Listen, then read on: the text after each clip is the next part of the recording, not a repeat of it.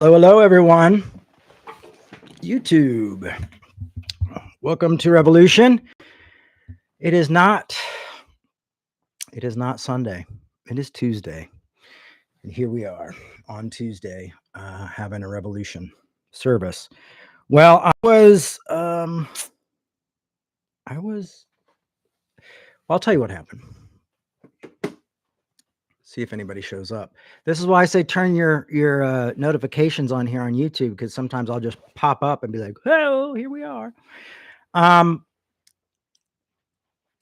So last week, my girlfriend, she lives in Colorado, and I went to visit her because she had gotten us tickets to see Pulp at Red Rocks. And it rained and rained and rained, and we still went, and it rained, and then we left at the opening band because we were freezing to death. Anyway, I ended up with a cold, came back kind of sick, and at the same time, me and my psychiatrist had planned to take me down on my medication that I've been on for, gosh, years and years. And so I went down pretty heavy dose on this medication. The planning is tapering, but it was pretty heavy.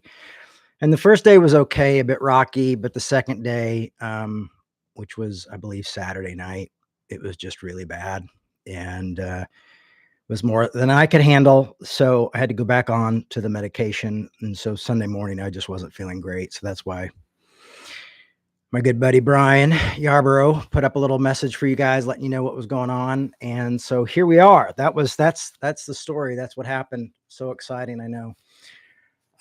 Sorry, I've got chains all over me. So don't forget to turn on those notifications, like and subscribe. Really helps the work here, keeps us in the algorithms and all that good stuff. So today we're going to talk a little bit about context and what that means and what right now in the world, the media cycle just seems to move just so fast. It's just like one thing to another. And there was a lot of talk about context, a lot around the words of Charlie Kirk's words, and people talking about context and defending them and things like that. And that just made me think about context. I was surprised how many people were talking about context. And for me, biblical context has always been vital in my work and kind of, talking about the history and what was going on and who was the audience and that type of thing.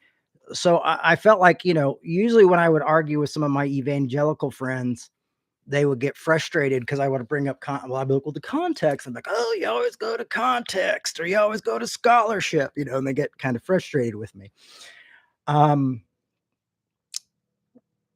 But it was a lot of them talking about context. This might be a great time to kind of talk about context in the biblical sense.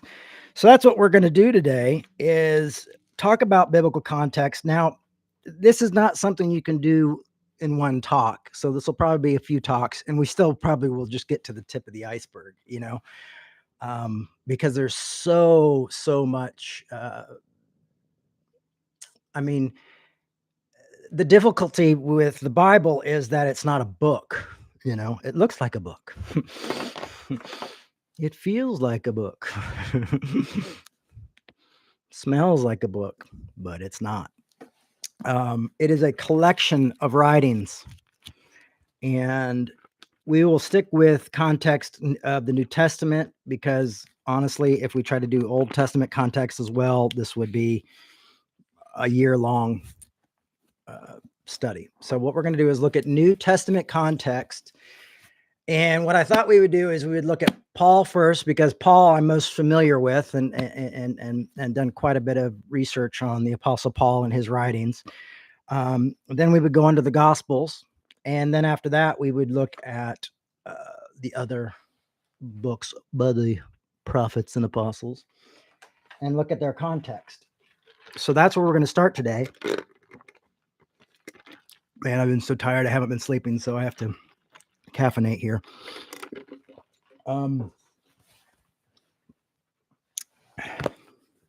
Here we go.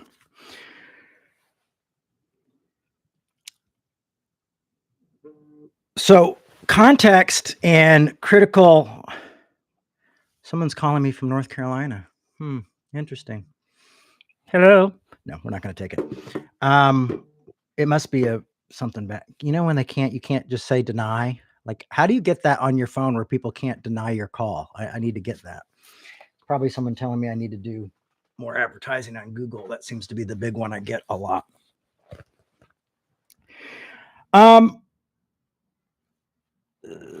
so context is a lot of things, and but as we look at the context of the New Testament, let's look at context real quick. Okay, here let's go to the the dictionary.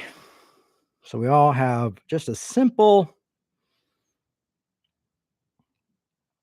understand simple understanding of context. So what is the circumstance context in the dictionary here says the circumstance that forms the setting for an event, statement, or idea in terms in which can be fully understood and assessed. Here's the other one though. The part of something, this is the one I like, and I think a lot of people are talking about right now. The part of something written or spoken that immediately precedes the follow a word, a passage to clarify its meaning. So there we go. Boom, right there. That's the great thing about not using the phone. I can look things up on the phone right there for you. Boom, look at that. Um, it's funny when I was years ago, I think it was probably around 97. Uh, Me and my dad would play, we're actually roommates for a little while and in Los Angeles, California at this place called the Dream Center. I was there for a little less than a year. Um, but they would always have guest speakers, like these big donor speakers come in once a week or once every few weeks to come and speak. And I don't know how me and my dad started doing this, but often we'd realize that these preachers were taking things out of context. And so we would, and this is kind of a snotty game probably, but we would, uh, when someone was preaching on something, we would find the next verse that would show that maybe something was out of context or it wasn't quite on the nose. So we'd go down and we just point it to each other. And so yeah, my dad is one of the reasons I love the Bible and care about the Bible and like context and things like that. But again, we're looking at the Bible. We're looking at it's something that's not a book, that it's a collection of different times, different people, in many different contexts, um, and each have their own merit. Um, so if you wanted to use critical scholarship and thinking becomes almost, critical scholarship and thinking becomes almost impossible to actually do if you tried to focus on all the books or on the Bible. So you have to kind of go back and you have to look at each book separately. Like, okay, this was written to the Galatians, this was written to the Ephesians, this was written to this gospel was written to more of a Jewish audience, this one was written more to a Gentile audience. And so you just kind of get an understanding of where you're at and what the context was and what the time was like. And it just makes for better understanding, greater arguments.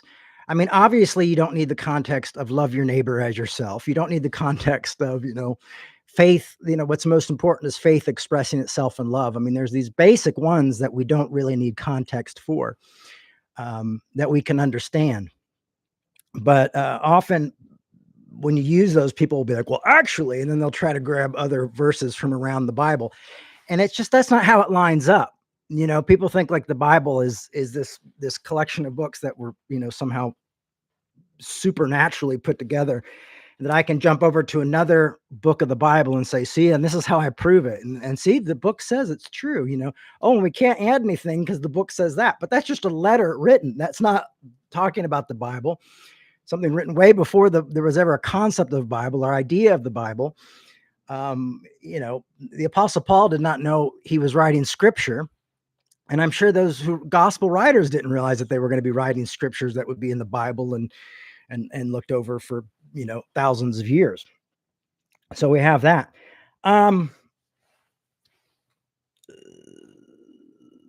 So we also so with starting with the Apostle Paul, um, he's very interesting because we have a lot of different authors and a lot of different authorship there.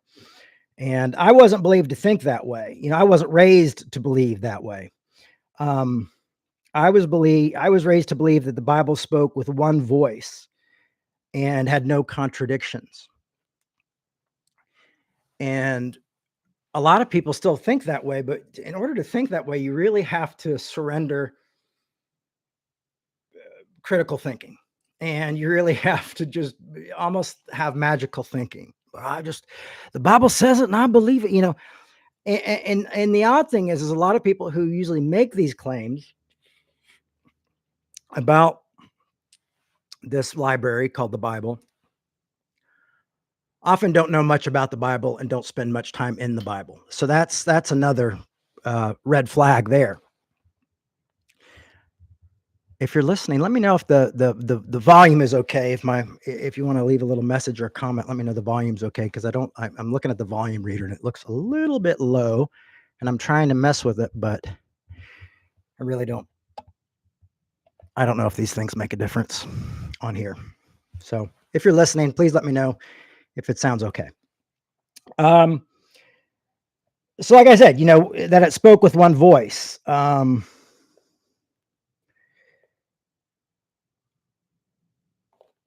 And had this kind of special calling. Volume is good. All good. Thank you, everybody. Appreciate it. So let's look at Paul. When we have to take away particular books when we're talking about context in the Apostle Paul. And I think it would be worth looking at the context of these books, but we're not going to do that today. But we might take that adventure. I'd sent a message out to Dan McClellan asking a few things about the Paulinian writings, and hopefully maybe he gets back to us, and I'll continue to look into it, but hopefully he gets back to us because often he gives me a really great book recommendation or something like that. But you have Colossians and Ephesians, which were not written by the Apostle Paul. And this is always tough. This is always tough to hear for people. I think Ephesians, besides, there's a few parts of Ephesians I'm not thrilled with, but I've always enjoyed the book of Ephesians. That's probably been my first sermon from the book of Ephesians. But were written by maybe followers of Paul.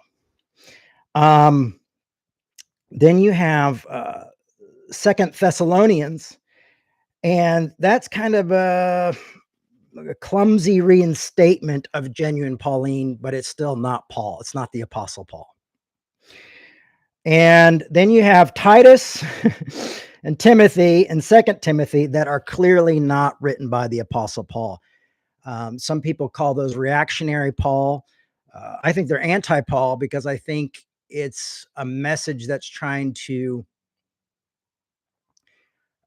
literally say the opposite of what the Apostle Paul was saying in his legitimate writings of, there's neither male nor female, no identity.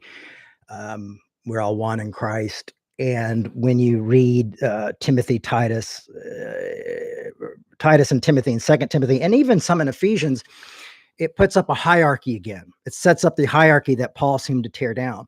Now, the interesting context about the Apostle Paul in general is he seemed to divide people. His work seemed to divide people. So often there was a lot of other writings at the time who would be written to kind of tear him down, not recognize. Even in the Bible, there are some that kind of, we don't know about this Apostle Paul guy, to not recognize him. You see that conflict in the book of Galatians. He writes about it in there. And so Paul's often defending himself, saying, I'm an apostle. I'm just as good as anybody else, kind of promoting himself. You have the book of Acts that was written long after the life of Paul. That's basically saying, Paul's a good guy. And it tells Paul's story like 3 different times, 3 different ways. Interesting how they decided to do that. That's kind of really promoting the Apostle Paul. So obviously people kind of used Paul. Some people really loved Paul. Some people really didn't like Paul. Some people thought, well, maybe the best way to deal with Paul is just write under his name and change his message a little bit. Other people said maybe we discount him. obviously, they believe Luke and Acts were written by the same author. That a lot of scholars believe that. Obviously, that guy thought, well, I'm going to promote the heck out of Paul. I really like the Apostle Paul, so we're going to really give him a good story. So you have things like that. So only 7 out of the 13 books that are credited to the Apostle Paul are actually accepted. So just a little more than half of Paul's writings are accepted as being genuinely Paulinian. Now, I think that's important for context, because when you're looking into, like, I would think it would be great to look into Colossians and Ephesians and Second Thessalonians and Titus and Timothy and Second Timothy to kind of figure out, okay, why were these books written? Who are they written to? What's it trying to undo? But our first clue is that they're not Paul, and especially with the pastoral epistles, is that they're very clumsy and seem to be trying to undo some of the work and the message of the Apostle Paul. So you kind of get context there, like, oh, okay, there was a reason. I mean, the book's like, to my friend Timothy. I mean, it's pretending to be from Paul, who would have been long dead, written to Timothy, who was going to have been dead. So, you've got someone creating like a fan fiction, if you will, for that. So it gives you kind of a concept of context and what's happening there, that something was shifting or changing, and that someone felt like, well, maybe we shouldn't be as inclusive. Christianity for the first 300 years, its context was nonviolence. And then around the time it started to become more accepted in Rome and Constantine comes around, Christianity starts to morph into kind of, okay, well, there's some violence we can't accept, and redemptive violence and that type of thing starts to come into the thing. But it's worth the look at the context of where these things come from. Just like recently, we were talking about the rapture, and everybody thought Jesus was going to come back a few days, like a week ago, I think it was. And we were all left behind. None of us are real Christians. There was one denomination of 2 that people don't know where they went. But the idea of the rapture is just about 100 years old, about 150 years old, and is kind of an evangelical concept and idea. And so when you look into the history of these things and the concepts of these things, and even the context of like why certain denominations disagreed with other ones, and just the history of that, it's really interesting. And you realize a lot of things that we believe were literally just picked up because someone disagreed on an issue and maybe some sort of context, but that is the context of how those things became about. Hopefully you're following along. So me, like Acts, I like to have an agenda. I like to push Paul, but I like to reclaim the Apostle Paul as a leader of the church. Another reason context can be important is because you're able to have discussions. You're able to have hard conversations. We talk about arguing well. Some people don't like the term argue. So we can disagree well. I have to make a new sticker that says disagree well for my more sensitive folks out there. I don't care what you call it, just as long as we're able to have conversations. But to have these talks, because a lot of us, like myself, most of my life, were told a different story. I mean, lied to, but not in like a devious way, but just people who are victims of misinformation continue to spread misinformation and pass it on. So that's why context is important, is that we're not constantly pushing misinformation forward. And it's just so easy to create a whole new context or a whole new misinformation with so many people have agreed over time. This kind of group think like, well, this is what it's going to mean now. Some people would argue, well, maybe that's binding and loosing. But it's like rumors and situations and disagreements or people's motives have created a whole nother context around these books and these letters and these things. And like I said, the Bible doesn't have a context. It's filled with completely different contexts. And even like, you can't even say the Apostle Paul has a context, because he's writing letters to different people. So that context is very particular to those folks he's writing these letters to. So, I like that stuff. I'm a nerd about that stuff. Some people think it doesn't matter. A friend of mine sent me a quote a couple like a week ago or two about from a famous philosopher who thought, context was a way for us to control the Bible rather than to use it. And I don't know. For me, context is important and vital. So I was like, well, okay, now I disagree with a giant famous philosopher. But maybe I didn't have the full context. So context is important, and it's frustrating and it's boring. It takes a long time, and I think that's why a lot of us ignore those type of things. But it helps when we're arguing with folks who have been taught misinformation, who have been lied to. I don't think usually out of a bad spirit. Sometimes it's people who trying to get their own motives and going, but it's often just misinformation and tradition that has rewritten the history and the context of certain things that we hold sacred. So again, context: setting for an event. It's a setting for an event. It's terms. It can be full, so we can fully understand it. It's kind of like reporters would always say, who, what, and where. Who, what, and where. That's the context. And I promise we're going to get to one book context today, just because that's where we're at. But I think it was important to kind of have an introduction to why are we talking about context and how tough it is to grasp at all when it comes to the Bible, and that there's just not one voice in the Bible. There's not one one united thought in there. I think that should be clear just from the arguments that some of these guys have with each other. So you're going to look at things like the environment and the setting at the time. Something written or spoken, what immediately precedes that. We've mentioned that before. Following words, a passage, clarify its meaning. That's why me and my dad would have that little thing of like, someone would use a verse here. He used to call them longhorn sermons, a point here and a point here and a lot of bull in between to kind of keep things within its context. When my dad was in prison, we'd had a lot of conversations about that type of thing. Now we disagree almost on everything theologically, but we both think context is important. But the Bible has no context. It's, again, collections of letters and books and writings collected over time. It does not have a monotheic, unified voice. It's not going to be consistent, but there are things that you will find consistent within that.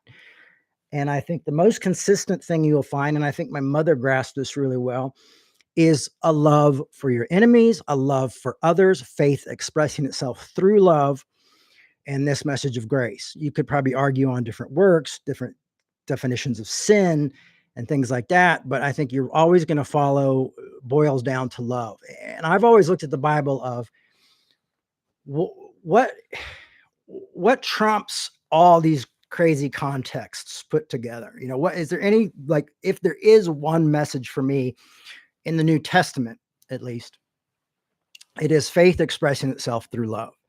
It is loving God with all your heart, and equally as important, loving your neighbor as yourself. And, I've always felt like, what do I love when I love my God? I love my neighbor. I love the other, because then we find out that it's not just loving your neighbor, that your neighbor is also your enemy. When you think of the story of the Samaritan. So you have that.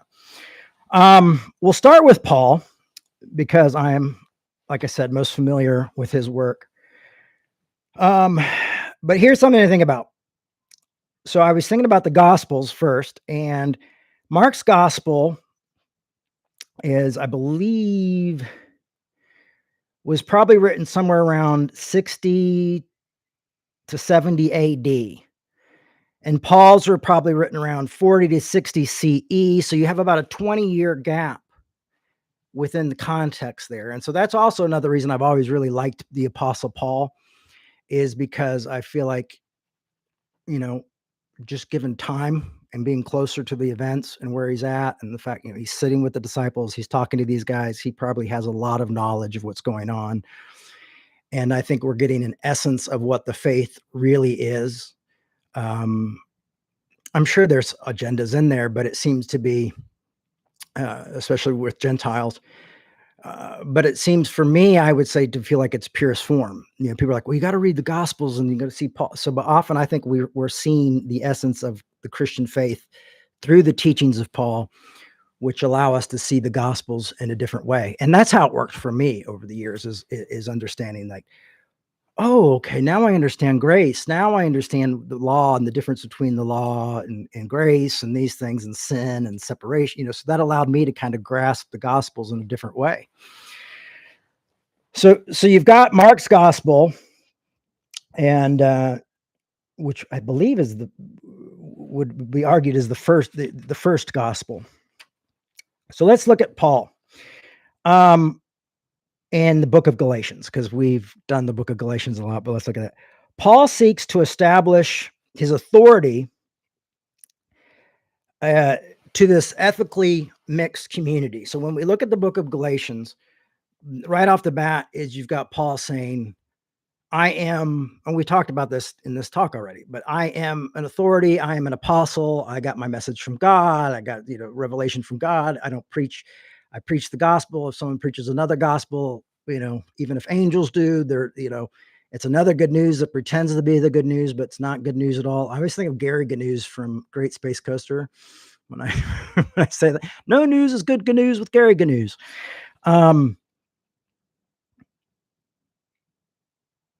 So you have that. He's trying to answer questions that a lot of these members probably are thinking on and are doing the same. So, he's answering these questions. One of the questions is you can find through reading this is these folks thinking like, must we all be the same? Must we all act uniformly? Must we all do this in the same way? And this is could possibly, it gets argued if Galatians is the first gospel. I mean, the first New Testament book or not. I seem to think it is, but there is arguments there. But one of the questions is must all the members of the Galatians community, do we have to think and do the same thing? Is a big question there, because you've got Jewish Christians and you've got Gentile Christians, and they're completely divided. They're fighting one another over these ideas of traditions and the ways they act, act, and thinking like, we all have to be the same way. So that's a big question there. So you realize that here's the problem. Here, what's going on is there's division over questions of all Christians being exactly the same. And it seems like we're still there, but that's part of the context of this letter.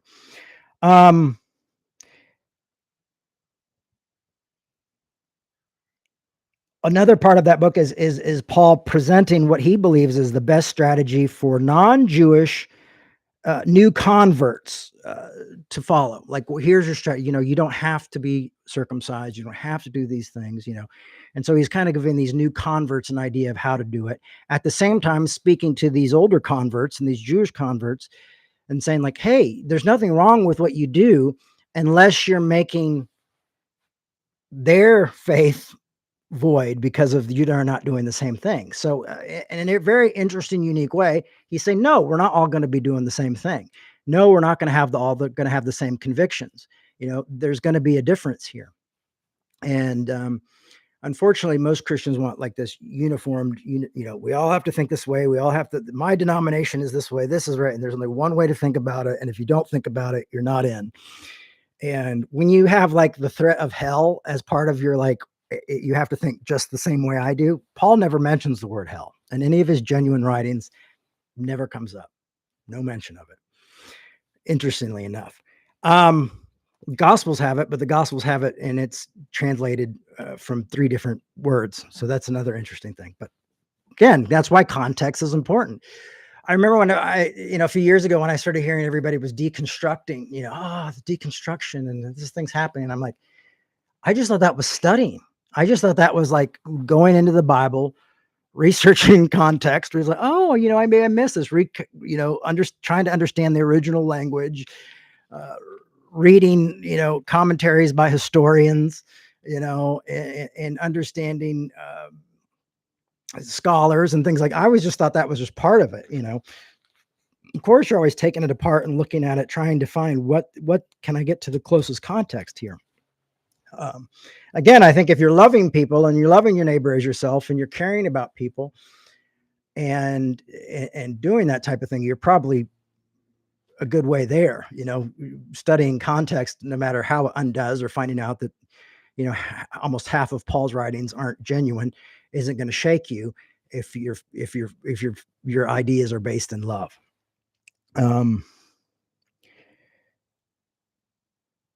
So what we see here with this divided community is Paul is arguing for a more inclusive approach. And that's what's happening in the book of Galatians. So it's about inclusion. It's about going to these divided groups saying, no, you're not all going to think the same and do exactly the same thing. There's more of an inclusive approach here.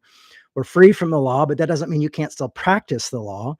You just have to make sure you're not practicing the law as a litmus test for faith.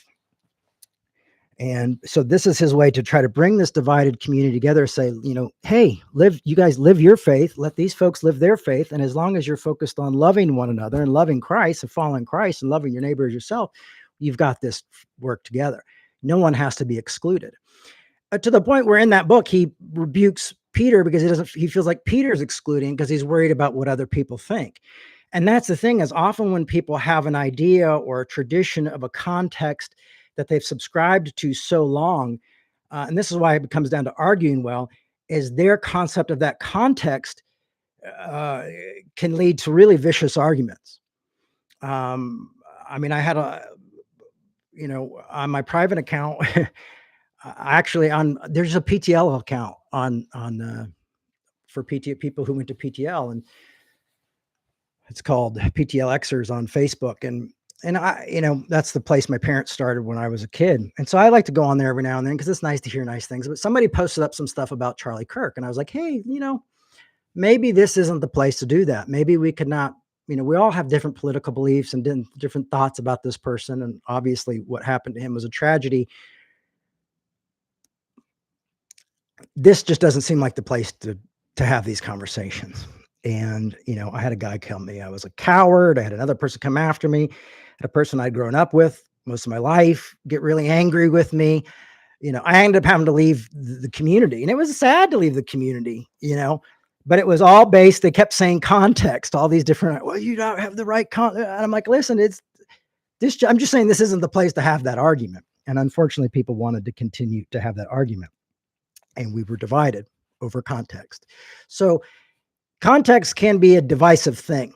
And how people see things, or what they tell themselves, or how they were raised, or their convictions can often, I don't feel like there's any pure context out there that we can be like, I figured out the context, because there's going to be somebody else who has a different way of seeing it and a different way of thinking about it. If we could learn to respect each other and have tough conversations about context, we might be able to get closer to it rather than vilifying someone who has a different context than our own. Another part of the context was the challenges of them to conduct how they ought to believe among themselves and others. So that's another big part. And that's why Galatians, I think, is such a really amazing book. Is you have this challenge for them to conduct how they're going to conduct themselves as believers, but also amongst themselves and others, and how others come into that. And you realize it's just not one prescription. It's not just one way of doing it. Paul's giving us saying like, no, what's important is faith expressing itself through love. You can still do circumcision. You can still do these things. It's just not the point of salvation. It's not the point of being complete. What's important is faith expressing itself in love. And he goes so far to say, if you continue to argue and bite and devour one another, you're going to be destroyed. You're going to destroy each other. So the whole point is, the context of Galatians is Paul has a community that he's compassionate about, who have very different belief systems, and he's hoping to help them find common ground and respect for each other's differences so they can exist as a community without destroying each other. And not only that, but they can help each other out when each other fail, when each other makes mistakes, that they don't allow pride to get in the way, that they don't allow being selfish to get in the way, that they are always concerned with one another, helping one another out, even if they have a different way of thinking about their faith, or if they are Jewish or they are Gentile Christians. So you look at that. So you have those themes such as division and heritage and oneness. And that helps you grasp that concept and that context. So for me, that context has been something that I've found extremely valuable and important with the book of Galatians. And I've said, well, this seems like a very similar context to where Christianity is today. Unfortunately now rather than, uh, I mean, there are some things what you do and what you don't do. I think we've really that's misses the point, but what even misses the point, I think even more, is that we've got this political separation, and almost like our politicians and our politics have become these idols. And I understand they're important. I care deeply about politics because I care deeply about people and how that affects their lives and people's lives. But we've also raised these up to be another, test of, oh, are you really a believer? Well, if you're not a liberal Christian, you're not. Well, if you're not a conservative Christian, you're not. And so once again, we are divided, so divided that we are continuously biting and devouring one another. So when I looked into the context, and you find why context is so important and why Revolution every year we start with Galatians, and I think that for me is a very vital book for us, and probably the most important book to the American church right now, is because of the context, because it's a very similar context to what's happening in our life every day. I mean, look at how divided we are just by going online. Look how, it feels horrible. And then there's some people who are like really excited about the way things are going, and it's just like, wow. I just hope that we can learn to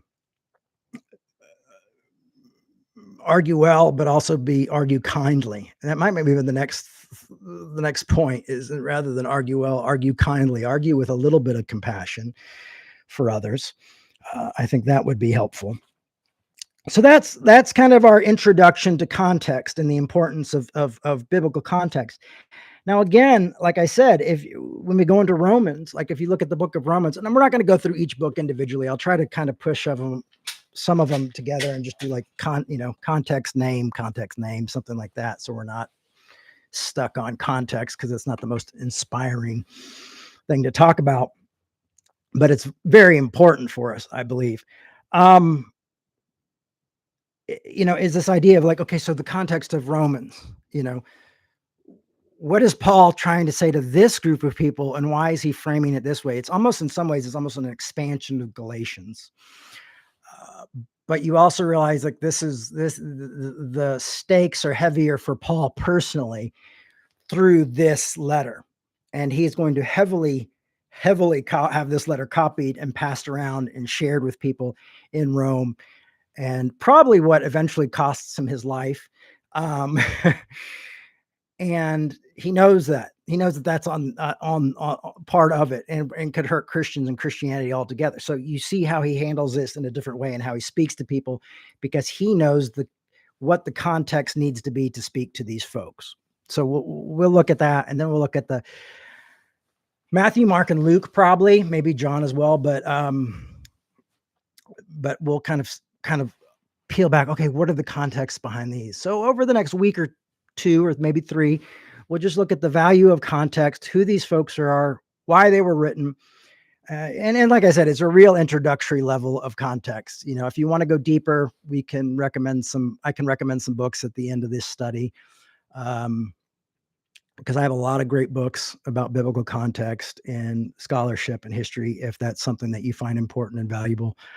And if you are someone who's on a deconstruction journey, I think those are great ways to go. And there's a lot of great writers out there, much better than me, who have spent their lives studying this stuff. But we're going to at least hit it lightly so we can have this, in our pocket when we have these conversations. And maybe also have some empathy for those people who don't quite grasp context, because I didn't for years. And for people to grow, we're kind of giving a new thing. And it can be very scary to go, oh, I always saw it this way. Oh, I always thought it that way. Sometimes I feel that way when I watch different, like Pete Enns and Dan McClellan. Oh my gosh, I preach that the way he's telling me that it's wrong like 15 times. Or, oh gosh, what's the other guy's name who's really good? Bart Ehrman, and you listen to Bart Ehrman. I listen to his podcast a lot. He laughs a lot through the podcast. I think it's a nervous tick, so that's a little bit strange. But like listening to his stuff as well can be like, ugh. But what's good is you can't just go like, okay, I'm going to take their word for it. Then you dive into it and find out, okay, is this what's really going on?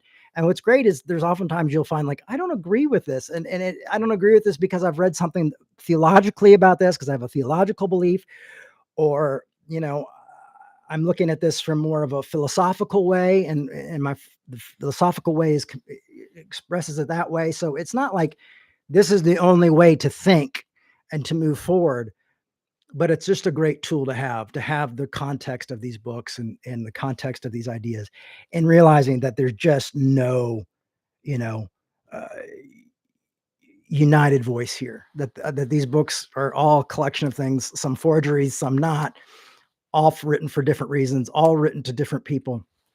And I think that will help us think more critically about our faith and more critically about the Bible, and have better conversations, and maybe not make an idol out of this book, which often people do. And that can get you in trouble, because we all cherry pick. We don't want to admit we do, but even if you read Jesus, when he quotes the Gospels, or you read Paul, and then you'll realize they also do a little cherry picking themselves. So we come from a long line of brilliant cherry pickers. So thanks everybody for listening today. We'll be back next week. Sorry I wasn't there this weekend. I was just really under the weather. As always, Revolution can use your support. We can't exist without you. So you can go to revolutionchurch.com. We have a PayPal that you can donate through PayPal.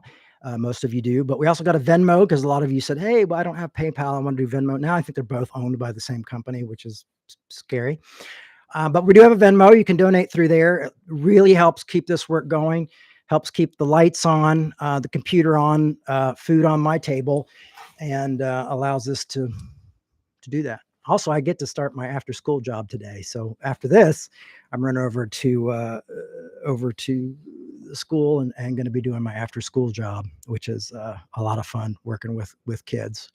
Anyhow, thank you all so much. Don't forget to like and subscribe. We've only got one like up there. We could use one more. Don't forget to like and subscribe. Share with your friends. Let people know. You say, oh, Jay, we don't have any money. Well, we'd rather have you than your money. Ways you can help is share these in your stories on Instagram. Share them on your Instagram page. Share them on Facebook. Share them on Twitter or X, I guess. I'm not on X anymore. Might say I am, but I'm not.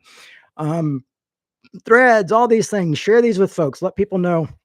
Invite people to watch and check it out and have a tough conversation. And listen, we're just touching I'll try to come up with some great recommendations for context, because like I said, this is just a very entry level. Let's just kind of look at context and see that it's important. But there's no way I'm going to be able to cover all the context here. So thanks a lot, everybody. Peace. And I will see you Sunday, 11 a.m. Pacific Standard Time, right here on our YouTube channel. Please don't forget to subscribe. It helps so much. Don't forget to like and subscribe. We cannot do this without you. All right. Bye-bye.